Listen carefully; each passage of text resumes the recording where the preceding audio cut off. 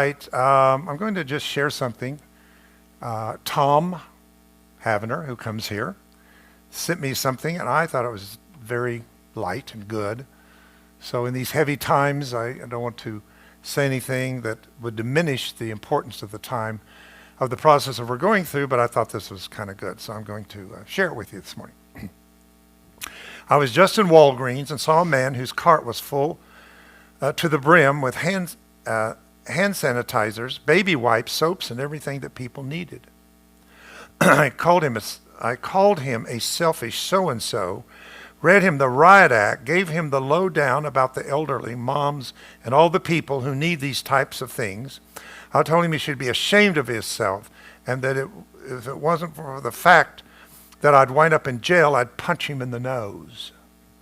The guy looked at me lovingly and said, "Are you done? Because I really need to get back to restocking the shelves now." I just thought it was nice, so little moment. The messages that I'm doing today, and actually it's 2 of them, but I've been doing them for over 30 years. I was given this revelation a long time ago, and I've spoken it all over the country for over 30 years. But I think people are ready to hear it, really hear it for the first time. It's hard to hear something when you are giving a part of the process that is the breakdown and how things will get better by appearing to get a little worse. People shut that off, and the ego mind says, well, it's not happening now. You don't have to worry about it today, maybe not tomorrow. That's off in the future somewhere. Well, we're living this part of the process, so maybe we're really ready to hear a little bit about it. So I've combined 2 messages, actually, crisis precedes transformation and sacred eyes. So the evolution of human consciousness is the marriage of science and spirit into a new norm for the 21st century. We have for so long been such a black and white world and culture that if it's not this, then it's not that. And if it's that, it's not this. And a lot of people and a lot of consciousness and a lot of human experience has fallen through those 2 into the gray areas between the black and white thinking. I don't know about you, but I've never felt I'm this and I don't necessarily feel I'm that. All my life, people have tried to corner me and label me into something of a label, and I've never felt that way. I felt like I somewhere belonged in the middle, and what I call in the gap. And I feel there's others that have felt the same way, that this world could not capture you into its boxes of reductionism, the labels. Sometimes it was, yeah, maybe, no, yes, but nothing was absolute.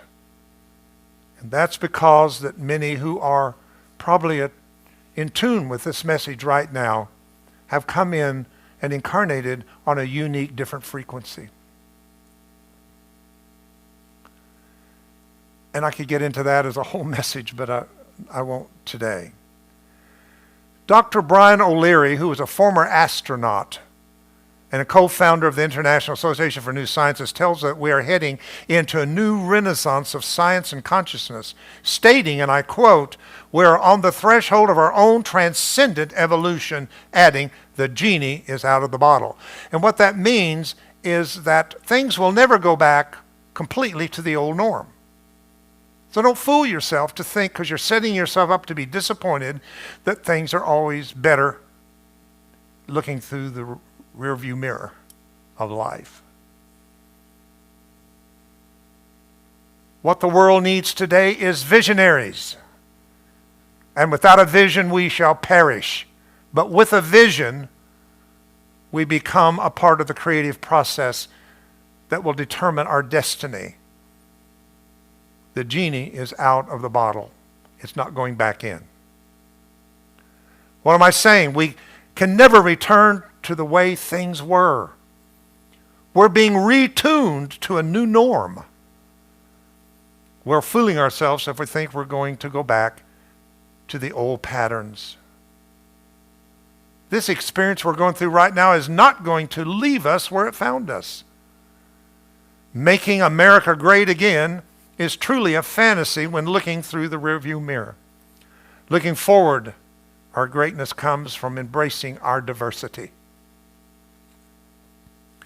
Indian Hopi prophecy indicates that many of the ancient teachings and ceremonies to heal our Mother Earth would be lost and rediscovered toward the time that we are moving out of the Piscean into the Aquarian age.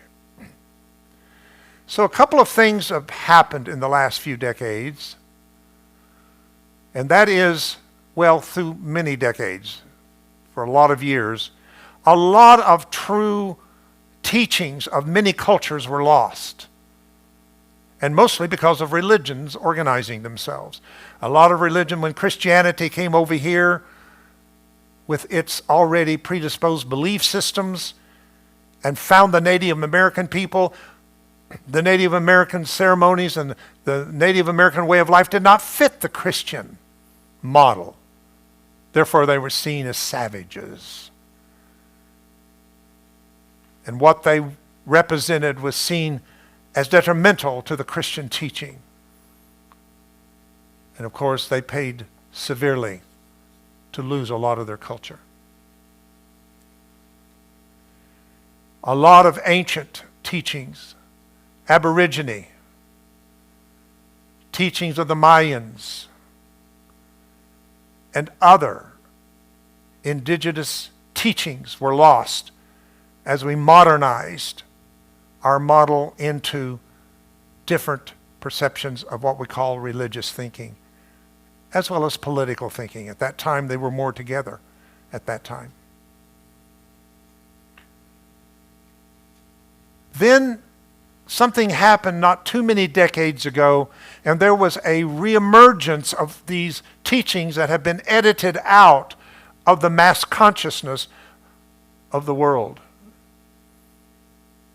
And I call that the restitution of all things spoken by the mouth of the prophet. This is what the scripture says. It says that in the end, everything that's been edited out and lost will be refound.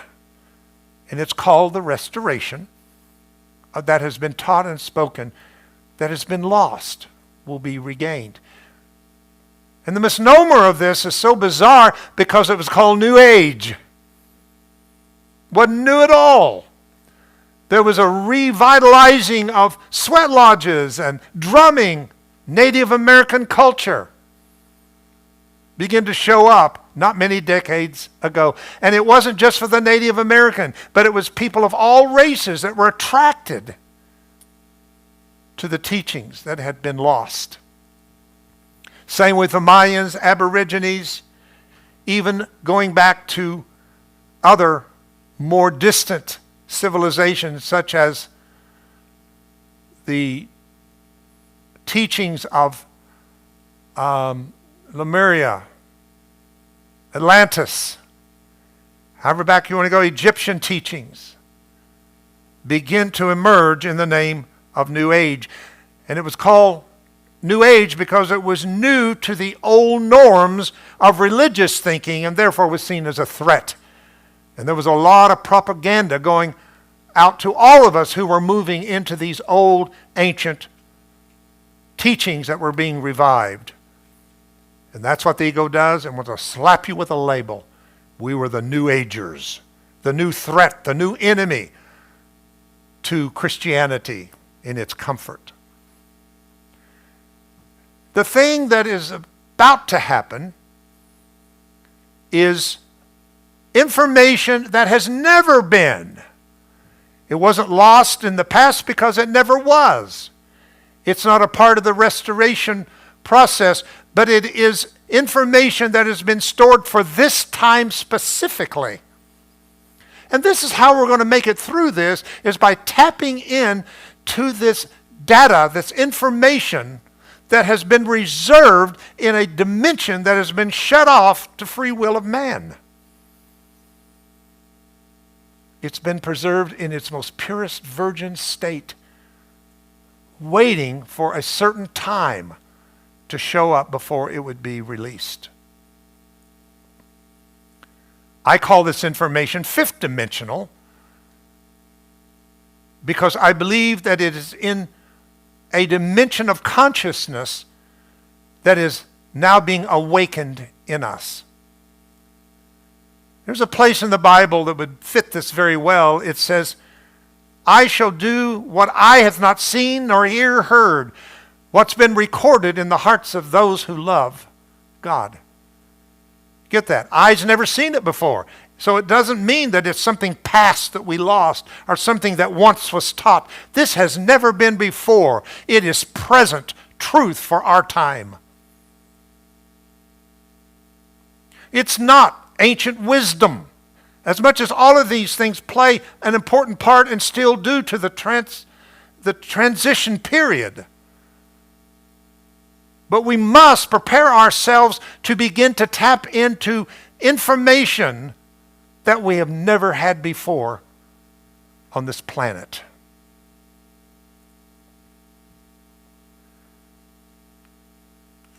So the genie is out of the bottle as far as the emergence of enlightened thinking. Oh, we've got that. People sound real enlightened. You get us in a room and just let us talk about what we've learned in workshops and books and all of the things that we have done, and we've been gathering all these great bits of information. We sound so enlightened. But at the same time, we are experiencing the highest level of crises in human history. More enlightened, more crises. And before we see the emerging of the new earth human, there must be a clearing of old karmic patterns that have been suppressed in the shadow of our collective consciousness. So the first part of this new process that we're moving into is the clearing out of old imprints of old karmic issues that have not been resolved. That means at this time we are seeing the release of things that have been deeply hidden and forgotten, that is in the shadow of our subconscious mind.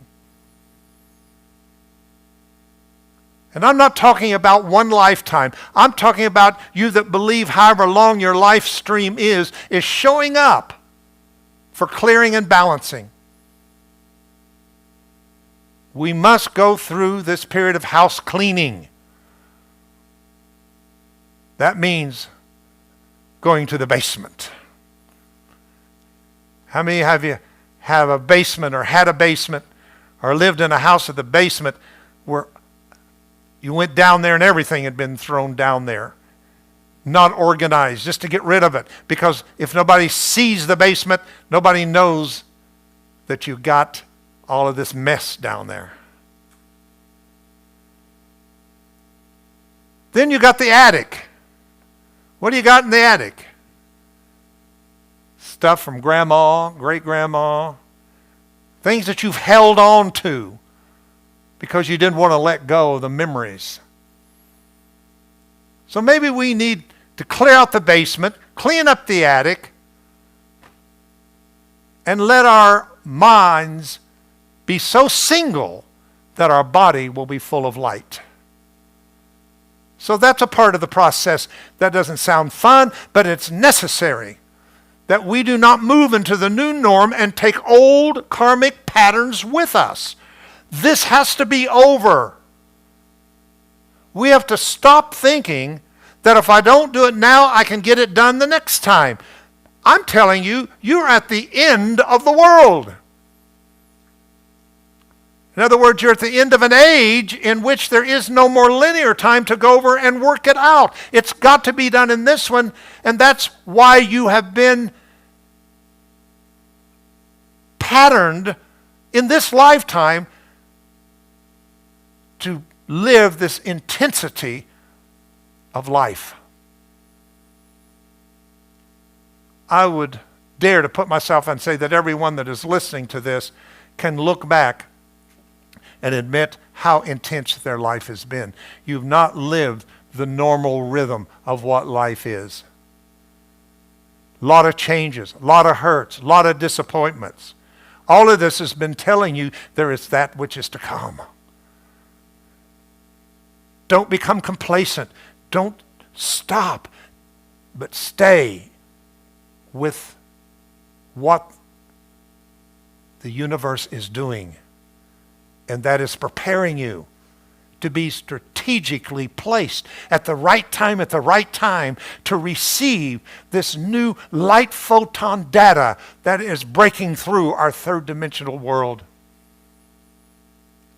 It can't help but to shake everything in your life. Physicists have observed at the beginning of the transformation process, individual molecules will become increasingly unstable, disordered, and chaotic. I want you to hear that again. Physicists have observed at the beginning of the transformation process, individual molecules become increasingly unstable, disordered, and chaotic. How do you know the change you've been praying for is happening? You'll know it's happening because everything goes into chaos and disorder. Not because it gets bigger. We still have this old idea of I've been in Egypt so long and I'm destined for the promised land where the milk and the honey flows.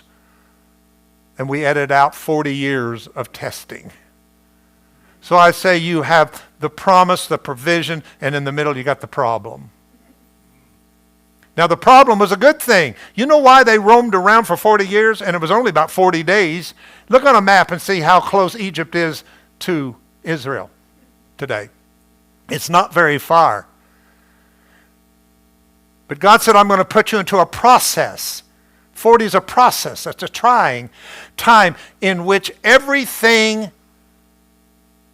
that had to do with war is out of you before you go into the land. You're not going to go into the land and still be men of war and bring your war with you into the new land or the new norm. Are you with me? So he just had them marching around and marching around and marching around till that whole generation died. Metaphysically, that means in us that the generations of war and prejudice and hatred and judgment is totally taken out of us before we become initiates to go into the new land or the new norm.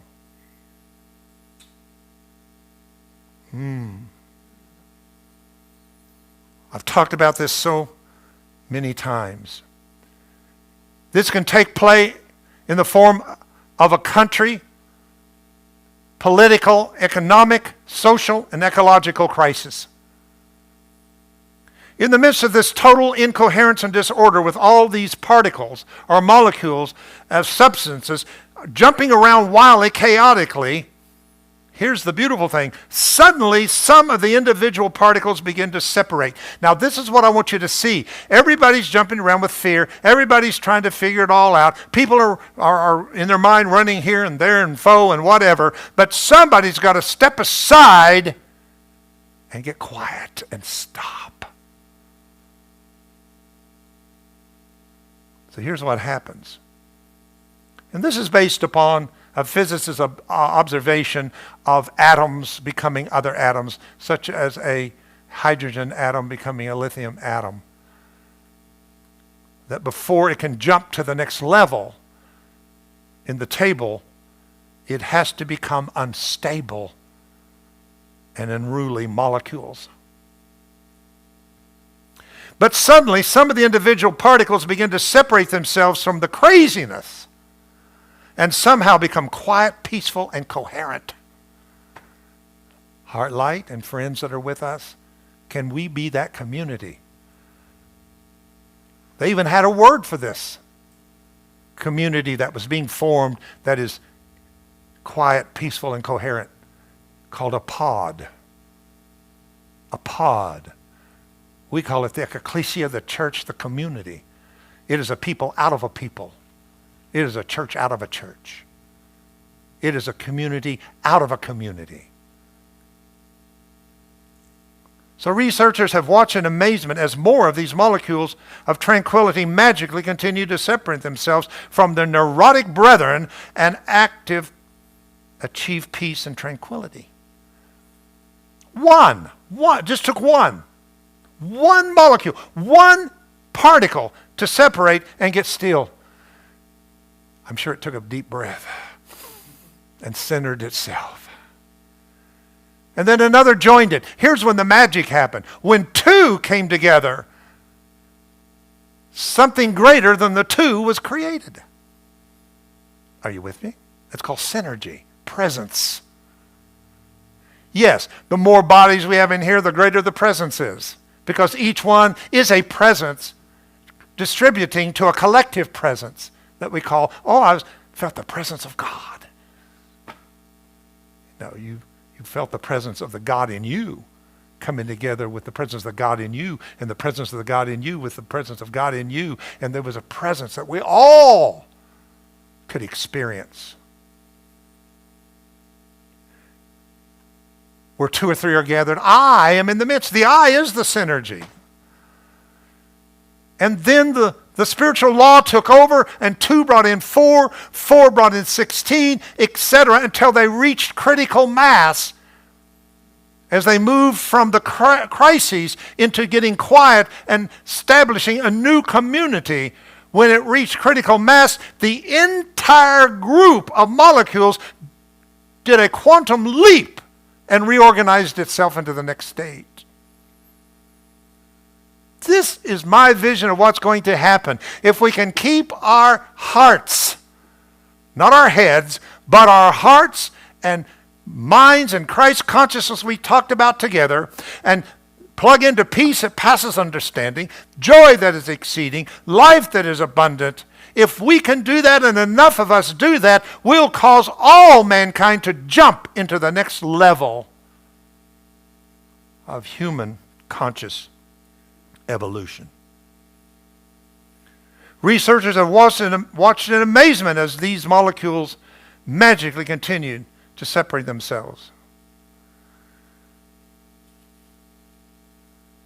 What is important to us is, how are we going to see this time? I don't like what I see if I look through my 5 senses and my physical sight. It makes me feel concerned, unhappy. It brings all of the attributes that ego wants to instill in us. Woe is me. The good times are over.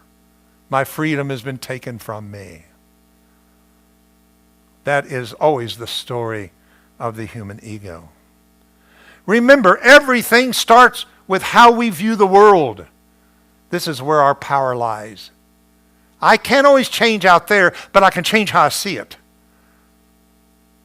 And trust me, no government, no group can take that away from you, the inner power. The power to imagine, the power to visualize, the power to see. Many of you have been doing this for years and learning about it, and workshops. Now it's time to really put it into practice. That was only training. You are the ones who have been trained for this time. This is your time. This is our time to step up, not to cower ourselves into fear with the rest of the world right now. It is our time to let our light, our heart light, shine into the world, not only as that which guides us, but that guides others who are seeking the light in these darkened times. If we have cynical eyes, we see the evidence of how far we fall short of perfection. Things aren't working the way I thought it to be. We're not successful. I thought we'd be in the promised land by now. I thought I'd be above all sickness, disease. I didn't know I had so much worry in me. I didn't know I had this fear in me. I didn't know I had this anger in me. Why? Because you had it down in the basement, put away in an old chest somewhere, or you had it in the attic somewhere, and it's coming up and saying, I want to be balanced, because you need the energy that I represent. Change my pattern and I'll give you the energy back beyond survival. Cynical eyes don't see the larger picture. They provide us a condensed version, bereft of hope. If we see the world through pessimistic eyes, we see the evidence to support despair about the future.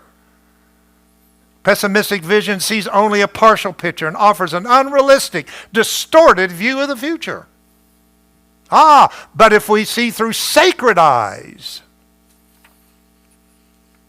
Teilhard de Chardin says, nothing here below is profound for those who know how to see. On the contrary, everything is sacred. Everything, not some things that I like or some things that I think should be. I've got to realize there are no boundaries. In God, everything is one. In God consciousness.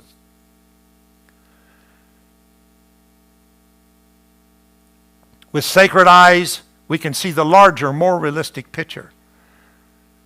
And the reductionism that has so characterized our thinking through our materialistic world. Sacred eyes can penetrate the chaos of our current time in history to see the patterns that connect all of the seemingly disparate revolutions. Sacred eyes can penetrate the superficially of our day-to-day activities and gain insight into our personal integrity and the soul of humanity in the time of our lives that is changing and transforming. Sacred eyes can envision the emerging values of the 21st century, already developing in the cauldron of humanity's soul. I love that. Cauldron in the very essence of the human soul. In other words, the seed is planted in the soul, ready to be awakened. We've talked about this seed for so long, and we realize no seed comes up when it is planted. Seeds do not come up of themselves. They have to give their life for the fruit of the seeds to emerge out of the ground. In other words, the seed has to die away so that the fruit, the DNA of the seed, the pattern of corn. Let's say you plant a seed of corn. It's not the seed of corn that comes up. It's going to be corn, who will also get the seeds, but it's not that seed that you planted. The seed holds the DNA and blueprint of the corn. But how can you get to the blueprint unless the seed dies? And how does it die? It pulls everything to itself that will soften it, because it's a hard shell. The water, the fertilizer, the chemicals of the earth, the minerals of the earth, everything that the earth provides is brought in until the seed gets so soft it breaks open. And out comes the sprout.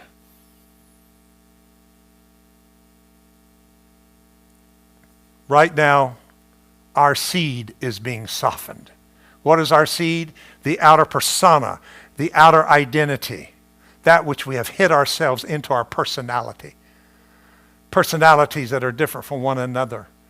Personalities that do not agree with each other are being softened. Pretty soon, it may not matter at all what color you are, what gender you are, what sexual orientation you are. We're going to find all of ourselves in the foxhole together. If it takes that, so be it. I say whatever it takes. Sacred eyes ask the big questions. Is there meaning and purpose to the large and long journey of human evolution? It asks, are we going somewhere, or are we just aimlessly wandering around throughout history? You got a plan. What do you think your path is? The Bible says your steps are ordered of God.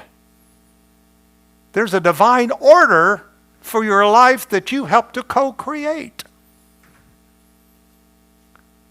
It asks, if this is such a transformational time in history, what is it that's being transformed?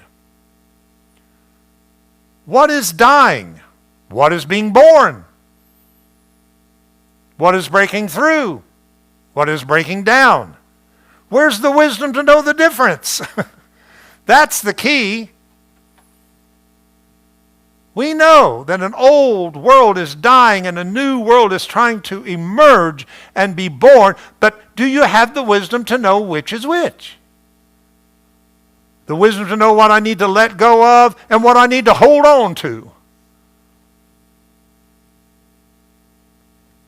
That is of the heart, wisdom.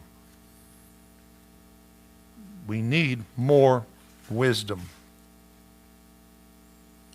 Gene Houston, one of my favorite, you that know Gene Houston is one of the greatest, I guess, teacher speakers of our time, said the ecological crisis is doing what no other crisis in history has ever done.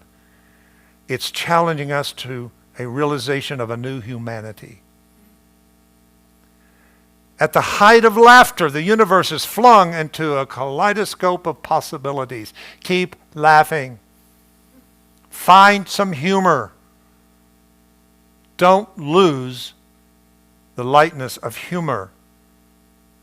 There are possibilities in humor.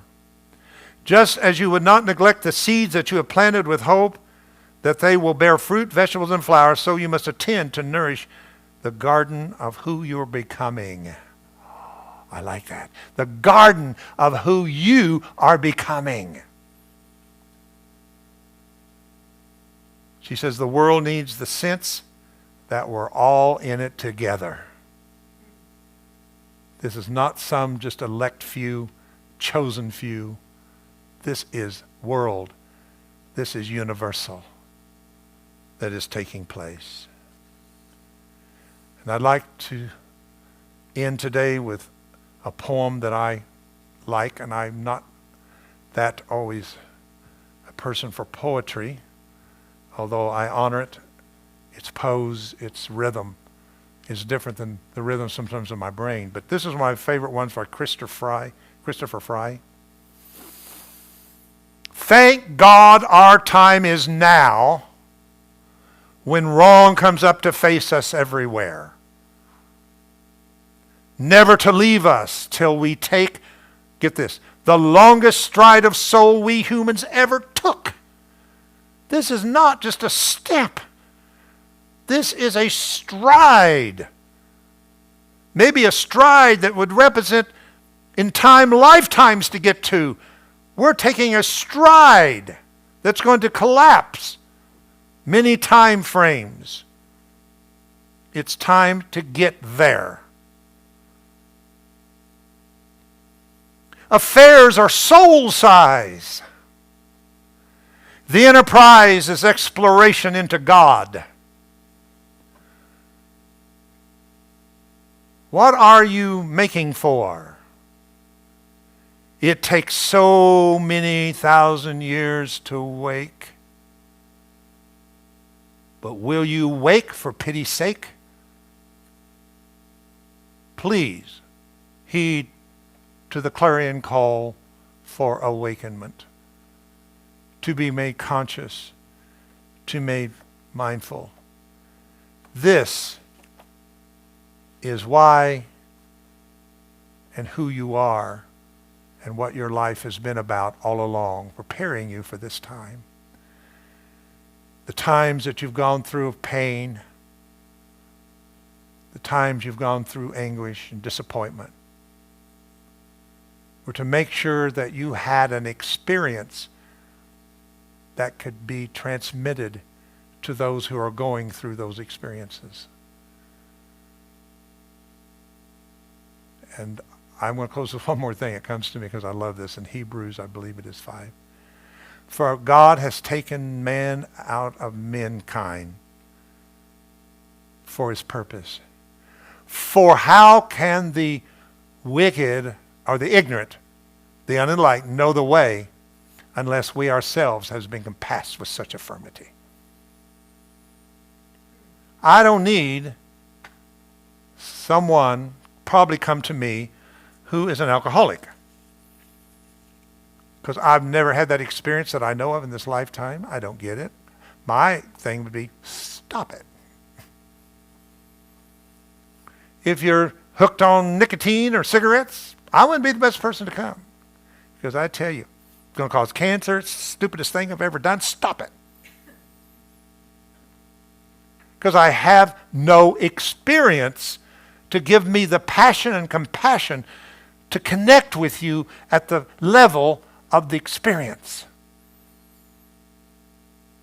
Now, if you come to me about my stuff, things I've walked through, that's a different story. I will come to you with feeling and experience because that's in my resume of experiences. And that resume says to me and to whoever, I've gone through it and I made it. And you'll go through whatever the process is and you will make it. It won't be stop it because that's silly to do that. It'll be, I understand there's a process involved and I will stay with you and love you and not judge you through it. So it's time to take all of your so-called weaknesses, all your regrets about your life. You've been molested, you've been this, you've been that. Bring that all together and let the weak say they are strong. Quit feeling sorry for yourself. Quit playing the victim and realize this is in my resume.